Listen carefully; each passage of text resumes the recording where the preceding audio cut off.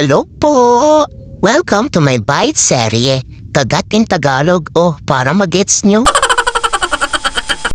Life update, bumili nga ako ng Nonos Donuts. Sa mga di nakakaalam, kakasabi ko lang, donut po ito. Second time ko na ngang nakakabili neto. Pero this time, 2 bucks nga ang binili ko para matikman yung halos sa mga flavors na meron sila. Literal na titikman lang lahat kasi kakagatan ko lang sila lahat. Kada isang box nga ay may 6 pieces na iba-ibang flavors ang binili ko, then 2 bucks in total. Bali may 12 flavors akong matitikman. And let's go to my first bite. Hulaan niyo kung ano ang uunahin kong tikman. Sabi ni Papa na ipinapahula ko pa daw lahat naman kakagatan ko.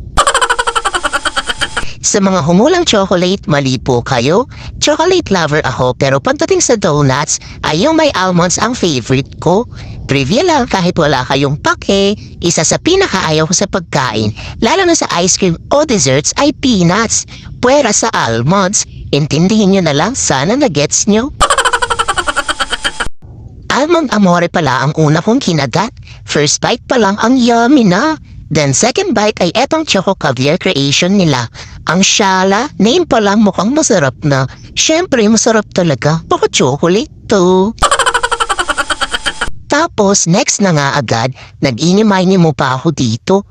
At sinunod ko na nga itong gleaming glaze nila. Di ko na matanda ng lasa na ito, basta masarap din siya at lasang asukal. Next is ang kanilang coffee crunch. Para sa mga coffee lover, bagay sa inyo to. Siyempre masarap pa din kahit hindi ako nagkakape. Literal na may crunch kasi parang may dinurog na istiko ata yan na toppings. O next na. Dahil Halloween, kumuha nga din ako ng isang Halloween design na donut nila. Di ko lang mawari kung anong design yan.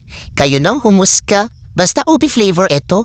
Not an ubi lover, pero pwede na.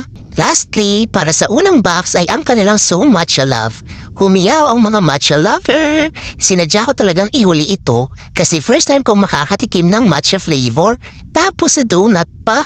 Not bad naman on my first time kasi masarap din to. Walang halong eme.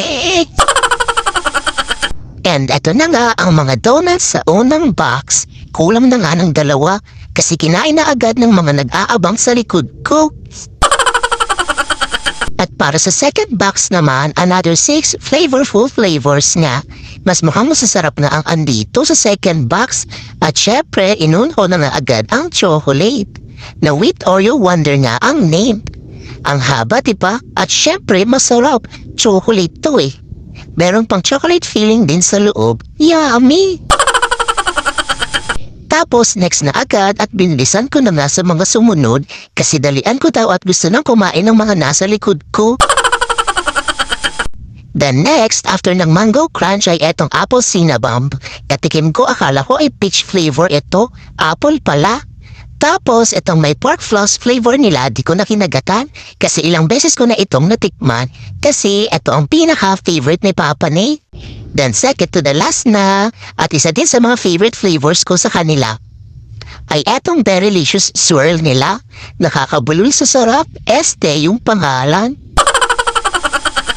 And lastly, same sa matcha dahil first time ko makakatikim din ng flavor na ito ay sinave for the last bite ko talaga siya. Ang Biscoff flavor na peanut Biscoff bite naman ang name dito. Unexpected ko nga ang lasa na ito kasi super sarap niya. As in pinakanagustuhan ko sa lahat. Napaswitch favorite ako agad katikim ko. Char! Anyways, tuway natakam ko kayo sa aking bite serye. Kasi yung mga nasa likod ko nagagalit na. O siya, ayun lang naman po. Thank you po and bye-bye!